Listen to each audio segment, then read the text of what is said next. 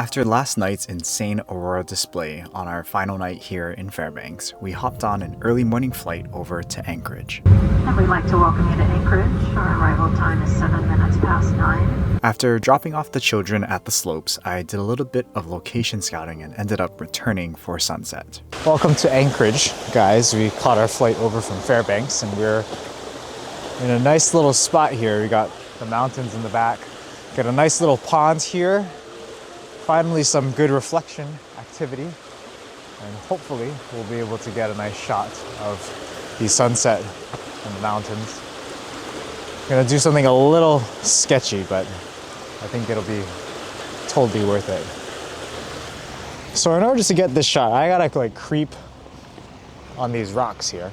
Set my tripod up as low as I possibly can get it on top of this little land section here, and hope that when I pull my camera out that we'll be able to get a nice reflection here. It's a new piece of gear alert here. Just picked up a new camera because this is going to be a eagle's hotspot is what all the breeding apps are saying. So I needed another camera to time lapse while I keep my eyes out in my Alpha 1 Mark II visible for the eagles. But this is an A7 IV. But yeah, pairing it with the 28 to 70. Just a little impulse buy on this trip. I wish I had a second camera and a second time lapse for when we were getting those crazy aurora shows, but didn't have a Best Buy up there. Yeah, so this thing has to be pretty much flat, completely flat on the ground in order to get this shot here. Oh, really has to be super low to the ground. You can see kind of the panoramic action that I'm going for, and the reason why I have to be so low, this reflection pond is only right here. If this whole lake was water, we'd be able to get a reflection no problem, but because we only have just this little section of clear still water, we have to be super low. If you see, if I raise my camera up even just a little bit off the ground, you can see that the reflection goes away drastically. So yeah, just have to be super low to the ground. The gut instinct tells me to get all of this, right? This long panorama, but it's a little too much. You got too much empty space up top, you got too much empty space on the bottom. So what I'm gonna do is I'm gonna zoom in to just one section of the mountain, the best section of the mountain, which is probably this right here. You got this building here, yeah, it kind of help, but you got nice V ridges going on here, and that central point of the building I think actually kind of helps with the composition. So yeah, we'll stick to that. But yeah, I think the rest of the time you can kind of just sit here and look for hawks. Not hawks, eagles. There was one bald eagle that I saw fly over us as we were driving in. But this is supposed to be one of the more recent eagle hotspots, I think, because the ice is starting to open up into water again. So we do have a couple of days here in Anchorage. So going to be trying to do some wildlife photography here. Of course, going to try and do some landscape photography here. This is like my first landscape style shot on this particular trip. But yeah, hopefully we'll be able to get some good shots. Hopefully we'll be able to get some good conditions. And yeah, we'll just kind of see how it goes, kind of wing it. I don't really have a plan for this video. I'm just more so just going to be making travel content, travel video, and yeah, throwing a little bit of photography education into the mix as well. There's ducks. Oh, I missed it. Oh, ducks right in my face here. Whew. Coming back around, get some ducks in flight. Coming towards me. And they landed right in the reflection. Thanks a lot, duck. You ruined my shot. You ruined my landscape shot. If he positions himself right, might make for a nice landscape style shot. Or even like a nice wildlife portrait shot with him swimming with the mountain backdrop happening as well. 600 is a little too tight for that, so let's take off the color converter. Try to see if we can get some different style of wildlife photography, a little bit of landscape photography mixed in. As if dangling one camera inches off the ground wasn't sketchy enough, let's just increase the amount of sketchiness with this $12,000 setup right here. Alpha 1 Mark II, 300mm G Master. We're gonna try and place the camera literally inches above the water. And what we're gonna try and do is we're gonna try and get the duck almost positioned right below the mountains. And the only way we can do that is if we position ourselves like this, literally inches above the water, and then tilt the camera vertically. If we're able to get a shot of the duck kind of positioned nicely against those big mountainous backdrops, I think that would be really, really cool.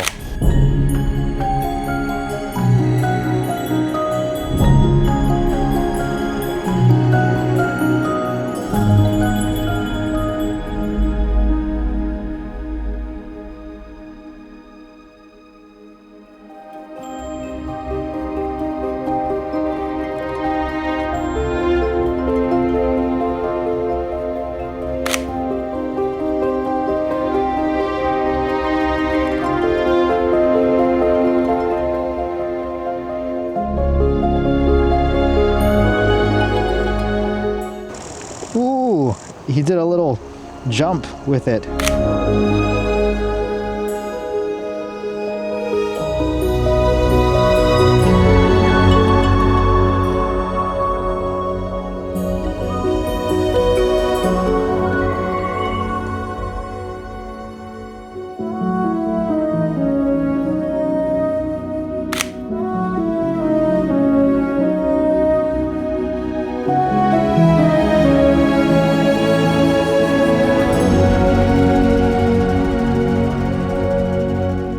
That was cool. Nope, he just went back underneath the water. I'm shooting at f8, not your typical wildlife style settings, but shooting at f8 is gonna allow me to narrow my aperture and narrow my depth of field. Because if I'm shooting at f2.8, the background is super blown out and you can't really tell what it is. But there's a part of me that wants you to know that it's the Alaskan mountains back there. Hopefully he's not ruining my time lapse. I feel like he's just ruining my time lapse by just messing up the reflections by swimming around. But honestly, I think I would be a little bit happier with the wildlife shots than the time lapse at this point. And I find it kind of interesting how your mindset as a nature and landscape photographer changes once you sort of switch out the genres a little bit. Because I think landscape photographer Spencer probably would be upset by now because this duck keeps going back and forth in my landscape composition, ruining my reflections and ruining my shot. But because we're much more aware and appreciative of wildlife through wildlife photography, I'm just taking advantage of the fact that this little ducky wants to swim in my composition and frankly getting some pretty nice shots out of it, to be completely honest. So, you know, it's just something that I've kind of observed since getting more and more into wildlife photography, that, you know, not everything needs to be about the perfect landscape shot. And, you know, when the wildlife do interact with the landscape, those moments are even fewer and far between than regular wildlife shots. I mean, I complain about not being able to get certain birds, certain animals, but to have an animal interact with a landscape, that's a whole nother thing. And we are getting the best opportunity to get shots of a relatively common bird, I will say that, but a common bird interacting with a beautiful, beautiful landscape. And, you know, honestly, it's a blessing more than anything. It's not something to complain about. But yeah, I don't know if you guys catch yourselves out there in Mother Nature, like if you're strictly a landscape photographer, if you catch yourself in those moments with wildlife and you're like, why did this bird show up and ruin my reflection, you know? When a better way to look at it, I think, as a more mature nature photographer is to, let me bust out that telephoto, try to see if I can incorporate that wildlife into the landscape in some way. And yeah, you end up going home with some interesting, more unique shots. And you also go home more appreciative of Mother Nature and happier with the images that you get, instead of just being a grumpy old landscape photographer. Ugh. Damn, my knees hurt, though, paying the price.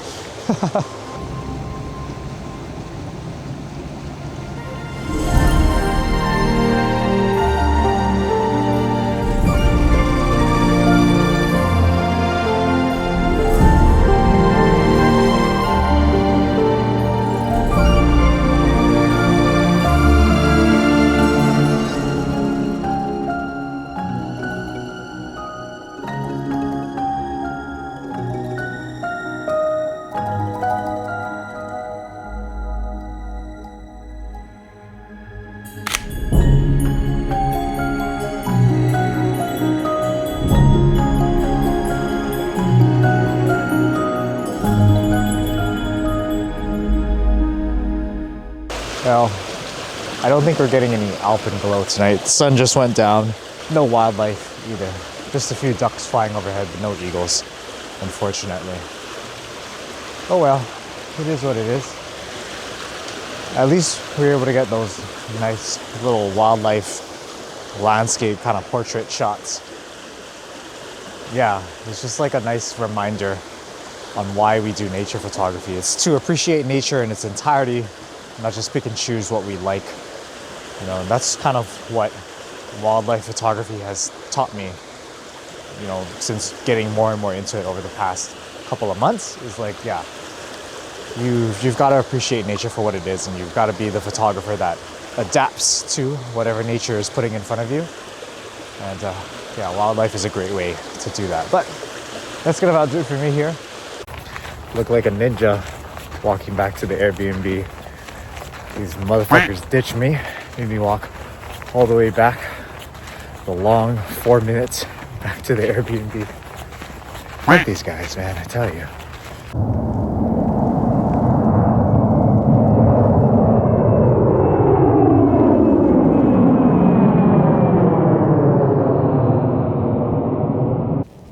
Whew, look at this view.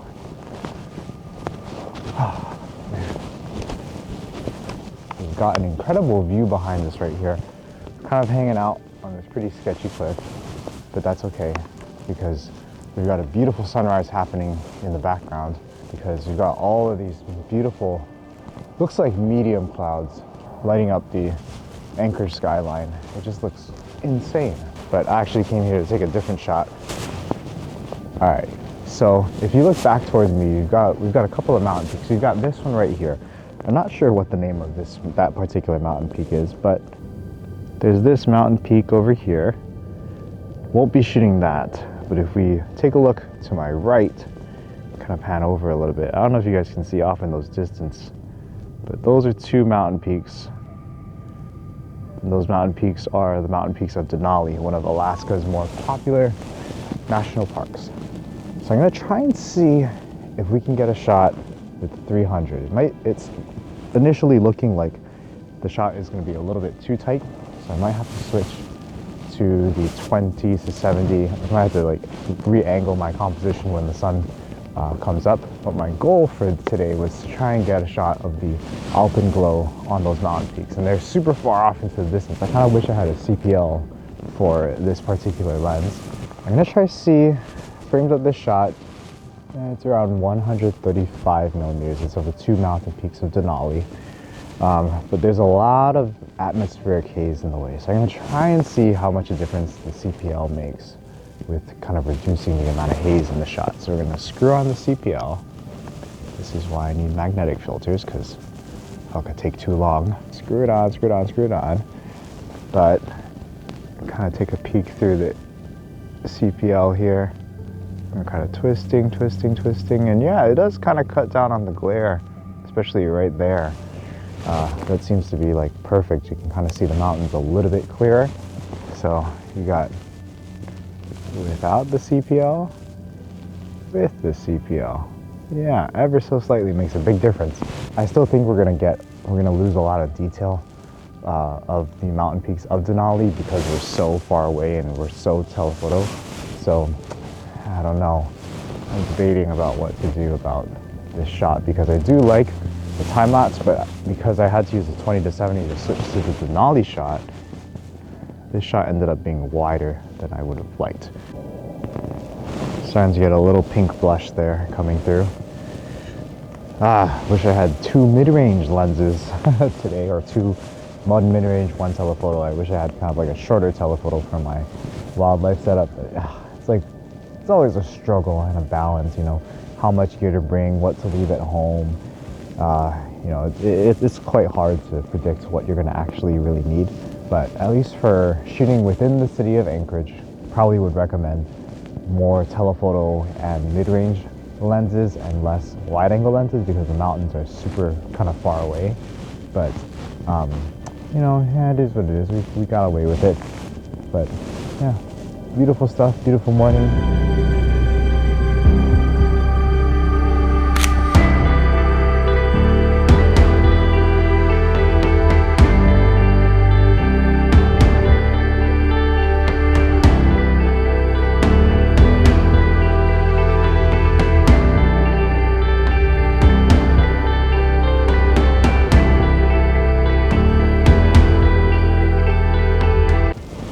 Sunrise lights faded over here, but now we're starting to get the alpenglow on the mountains over Denali. Ooh, this time lapse is looking good.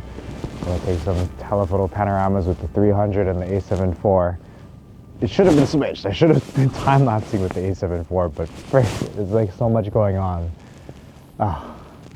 This is like the thing about like telephoto landscape photography. Sometimes it can be very, very frantic. And yeah, today is frantic, but man, that light over there looks incredible. Wow.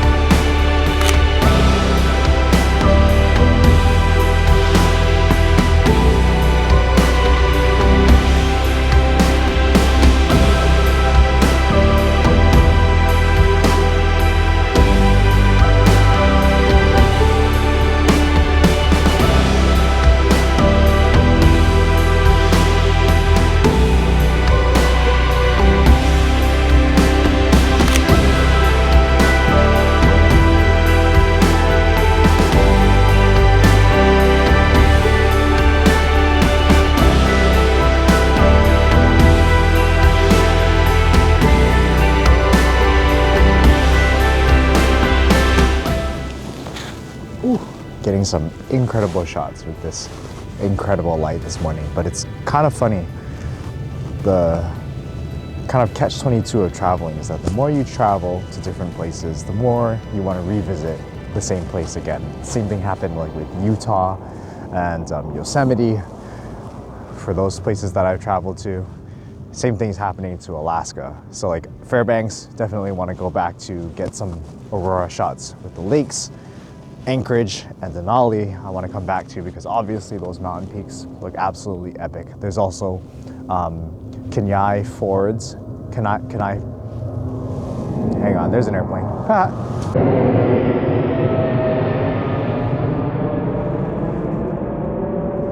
There's also a couple of national parks that look like they'd be fun to visit really, really high up in Alaska. But yeah, it's like the more you travel, the more places you discover, the more it's gonna make you want to travel. Maybe not even necessarily to new places, maybe just to the same place to explore it more and more and get that deeper appreciation, deeper understanding for the nature and the landscape and the wildlife. I will definitely be back here in Alaska at some point in time. It's definitely this is definitely growing more and more as a bucket list location for me, especially because it's not super, super iconic like Utah and Yosemite and some other stuff. I feel like not a whole lot of people come up here to shoot Alaska because it's so cold, but honestly, I've been having a blast bundling up in my Eskimo gear and yeah, just freezing my toes off. And I don't know, I think it's because I grew up on a stupid hot island in the middle of the Pacific, but anytime I'm able to bundle up and get into cold weather, I love it. I absolutely love it. So yeah, Alaska, we will certainly be back. But just gonna let these time lapses finish up, and then we're gonna head out to figure out what we're gonna do today. I still have no idea what we're gonna do today. That's kind of exciting. What the heck is this? Red-tailed hawk? What the heck? Fucking don't have my camera. I think that's a red-tailed hawk. Man, what the frick? It's the problem of being a hybrid landscape and wildlife photographer. You freaking miss those wildlife moments when you're focused on shooting the landscape. Oh, damn it! I was kicking myself for missing that photo opportunity, but I would get another chance at redemption as I walked back to my car. Got a bird. Is that a golden eagle or a red-tailed hawk? Something.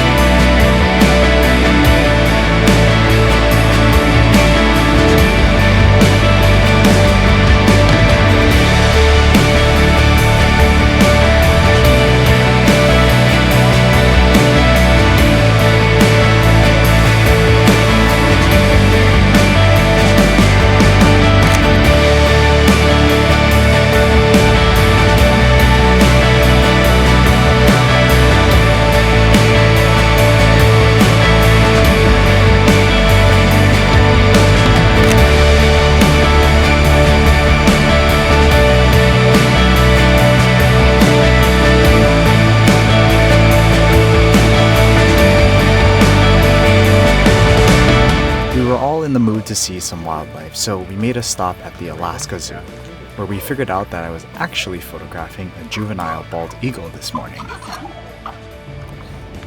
Ah, there it is. There's the definitive answer. You're gonna learn today. Young bald eagle. Yep. You're gonna learn today. Not a golden eagle. Cool, cool. Torrin said the golden eagle has pants, and the young bald eagle has shorts. Ah, pants and shorts. Yep.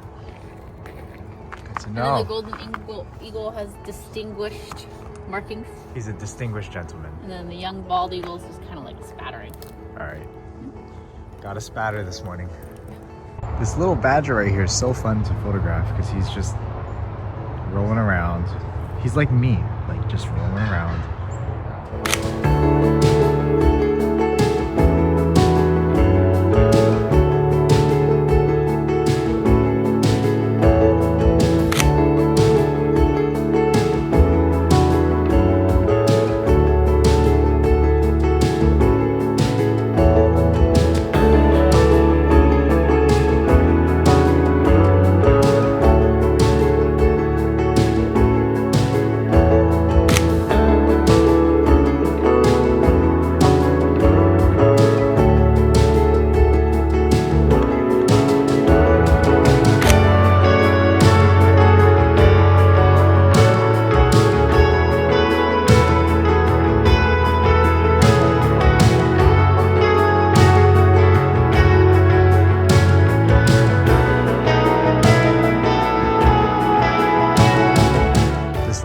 Is just finding every single flat surface, literally, and then just tumbling and rolling into the back. He's gonna come around, I think. He's funny. Yeah, it definitely wasn't this guy that I saw this morning, but he's nice. He's pretty.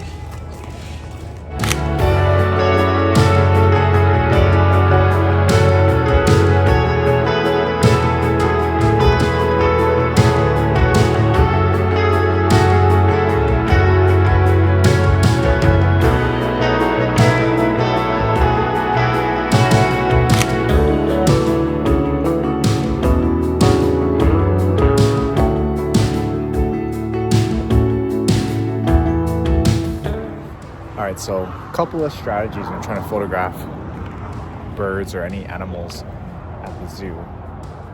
This is kind of a perfect situation where you've got a bird that's kind of smack dab in the middle of this enclosure. You can kind of use the depth of field of a telephoto lens to blur out the foreground, which is the fence line, and then the shallow depth of field again is going to blur out the background. Of course, you're going to want to try and pair the animal with like a natural background. Like you can see, I put the bird paired with up there with the tree. But I could have easily done something like this, right, where you kind of pair it off with like an unnatural background and it looks more jarring. So you want to try and find the spot like there.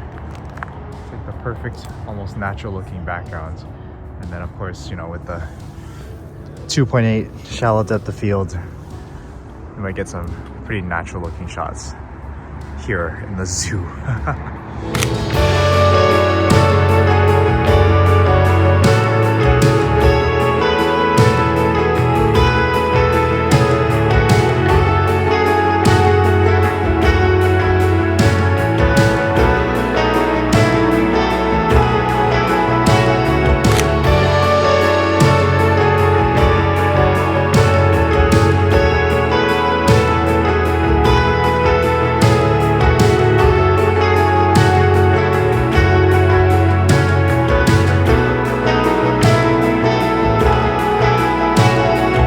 Situations like this might be a little more challenging and dang near impossible if the bird or the creature is up against the back wall of the enclosure, because there's no way to really blur out the back bars. But you can blur out the front bars, but if they're up against the backside, yeah, you're gonna get those black bars in your shot. And it's still a good shot, but it's just not the most ideal for a wildlife photo. These things are fun. Arctic foxes. There's two of them. One is sitting right there on top of that. And there's one that's roaming around. Try to see if I can get a shot of him kind of walking towards me, but it looks like they've kind of made this natural path. You can see that the dirt marks over there. So if he comes down that little path, hopefully we'll be able to grab a shot of him straight on. In this situation, I think my goal is to kind of get as close to the fence as I possibly can. So this is where I'm at. And then almost aim the camera downwards, like towards the dirt, because I feel like if I aim it up, you can see behind there's all those black bars. So you want to try and almost aim down to kind of get rid of that background. Here he comes, he's coming this way.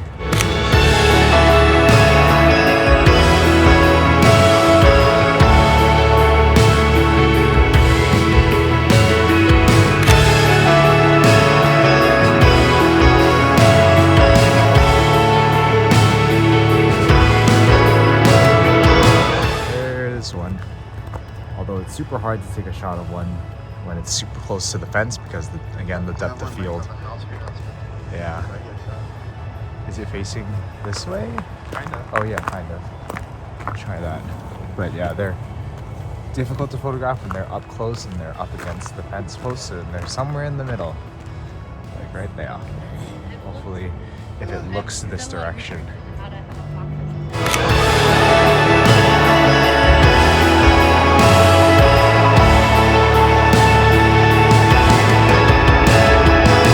Here's a better example of this issue occurring with these red fox images.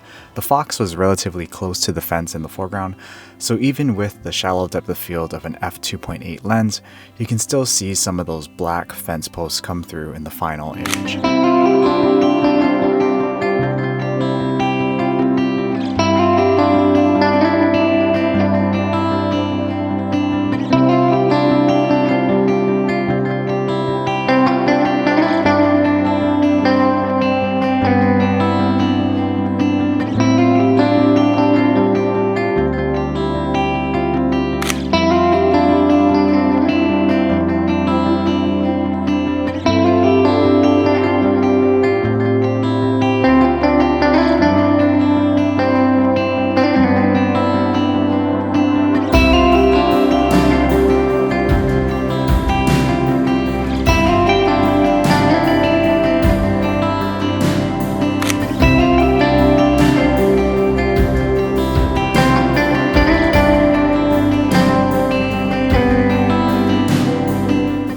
another good scenario with the bald eagle. You can see how close we are to the net. But the bald eagle is positioned right kind of in the middle of the enclosure, so you get nice separation between the front curtain, which we're super close by, so we're blur that out. And then we are also pretty separated from the background, so we actually have a nice natural looking background. I think we're gonna spend some quality time here with this guy.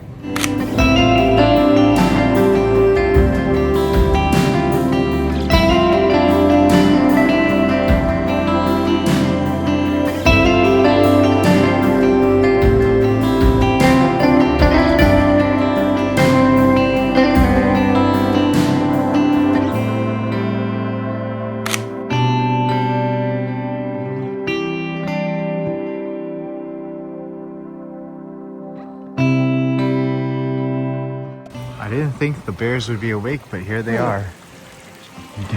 Chasing away the crows because the crows are trying to steal their food. But yeah, the bears are awake. It's pretty awesome. Let's see if we can get some shots of them. This one should be easy. It's pretty in the open. And this one's like, don't mess with me. But he's up against the railing. I'm gonna try and see if we can shoot this guy here. He's a big boy. This one's a bigger boy.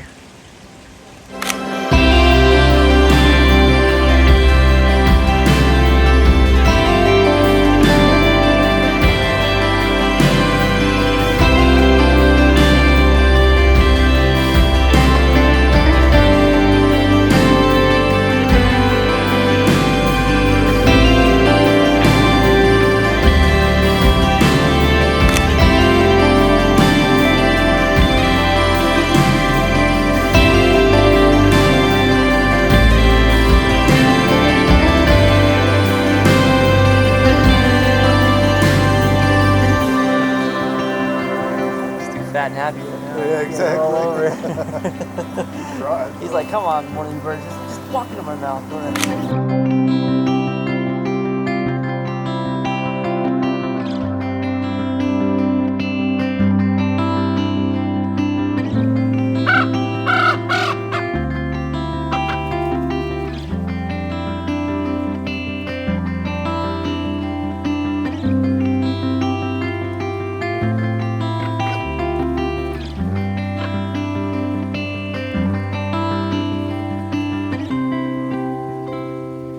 Well, that was pretty cool to see a bear.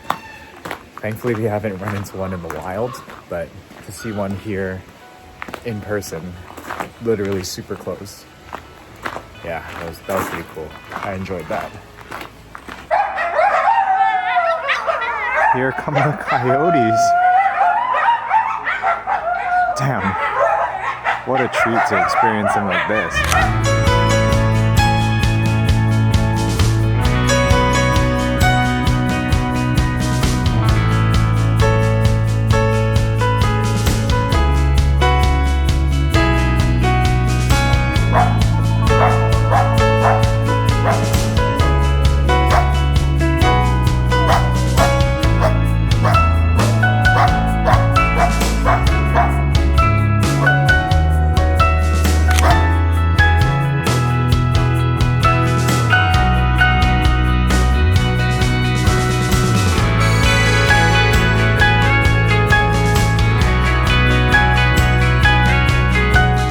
The otters are out here putting on a show for us. Hey, buddy.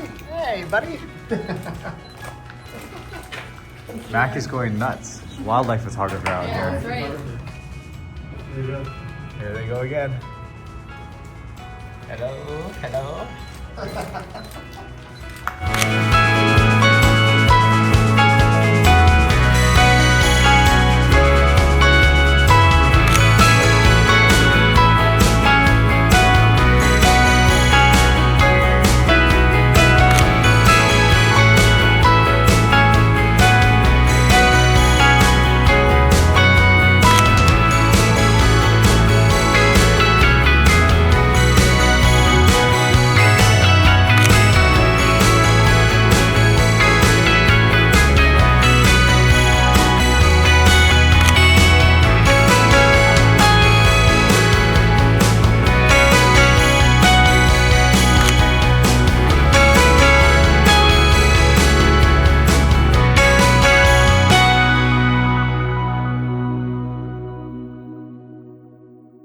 The zoo was our final stop for photography on this day, but on our final full day in Anchorage, we decided to make the long drive from Anchorage to Seward. Of course, taking some photos along the way. Ooh. Now this is Alaska, guys. Should have came here this entire trip while we were here in Anchorage, but we didn't. Only doing this drive to Seward on the last day, but gives me a reason to come back, I think. Wow, this is epicness.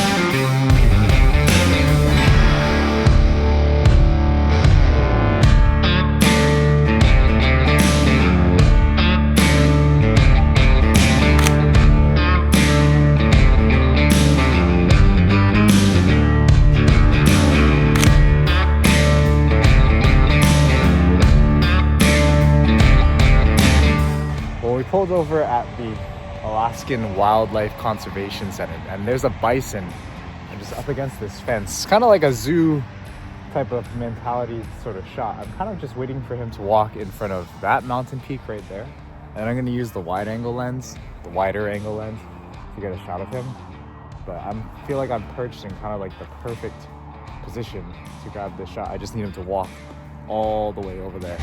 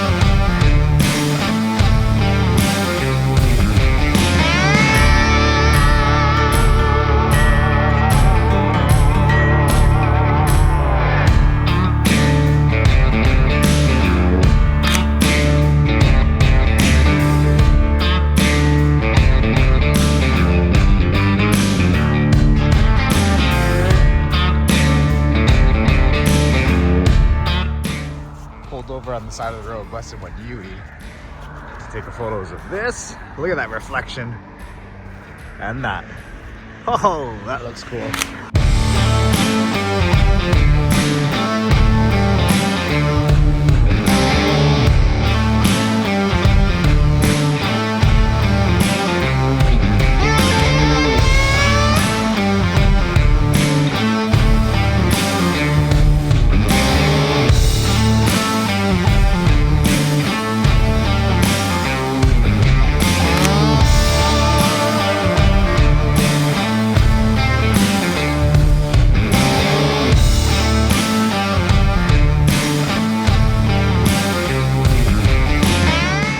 Taking a nap in the back seat. Oh, fuck. We're walking down there. And there's a waterfall. Hell yeah.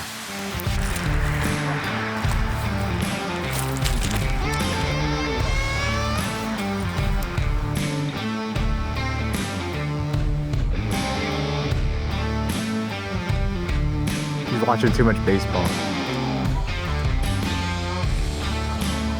Oh, that was sick. First take, no problem.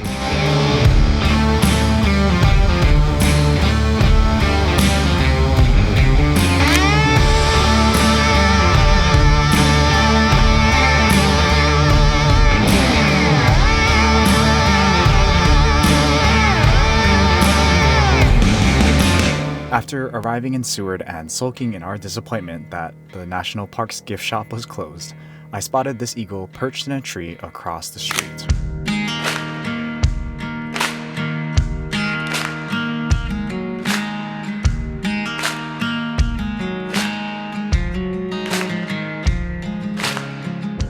So much bird action here at the harbor. Look at all this stuff flying over our heads. That's nuts. Try to see if we can get one. Hopefully one dips down low and close enough towards us, but they're all circling the harbor.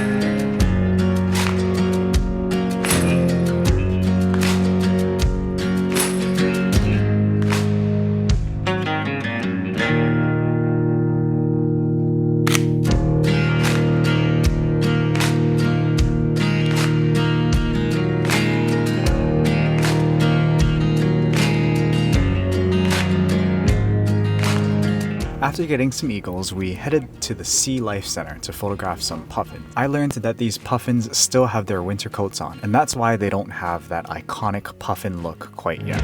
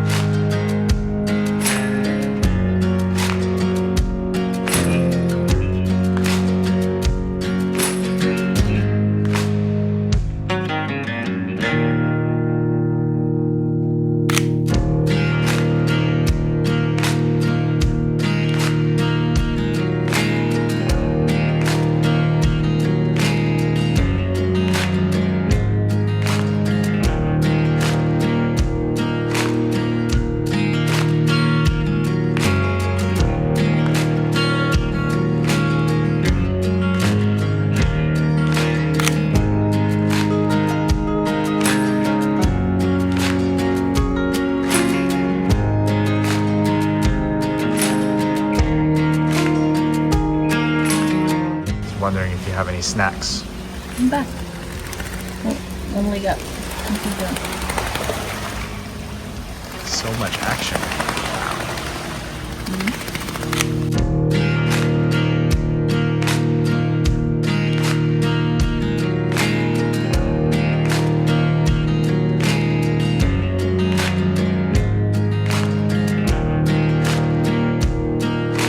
This was going to be the final shoot of our trip. However, driving back to Anchorage, and we got some mountain goats.